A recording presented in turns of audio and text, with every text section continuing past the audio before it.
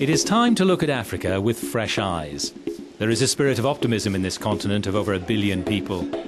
The World Bank says sub-Saharan Africa will be the only region to accelerate its growth in 2012 with GDP of up to 5.5%. During the last decade, Africa had 6 of the 10 countries that experienced the fastest growth.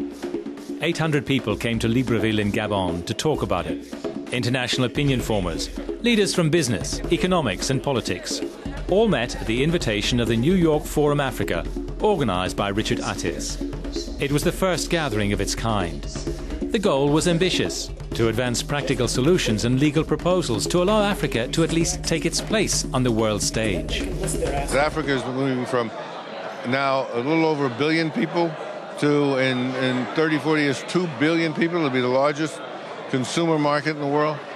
That, and more of those consumers are going to come into a position where they have disposable income. That alone is going to attract business from all around the world. Plus, Africa has what the rest of the world needs in terms of energy and in terms of raw materials. It's inevitable. The thing that was missing before was stable, progressive leadership at the top of the governments. When you see people who have a feel for business, like George Soros, who saw very early opportunities in Asia, when you see them come to Africa and create a think tank, it's because they feel this is a sustainable growth. This high accelerated growth rate has helped the figures for poverty. For the first time, the number of poor has begun to decline. From 2005 to 2008, we found that 9 million Africans have moved out of poverty.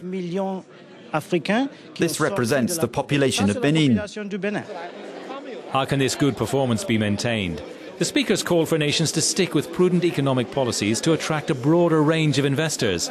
Another problem is infrastructure. Like bridges thrown between 2 banks, they must be strengthened in order to optimize the flow of goods and people. And finally, it's imperative to further improve security and good governance. The more you bring a diversification of investors, the more you can create a sense of well-being and can ask a country to improve its governance. People are migrating increasingly to urban areas where economic welfare is certainly very low, but hopefully is improving.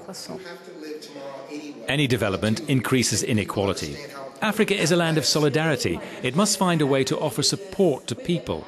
Improving the status of women is one way. This is a corollary of economic development, and it will set an example of how human capital should be valued.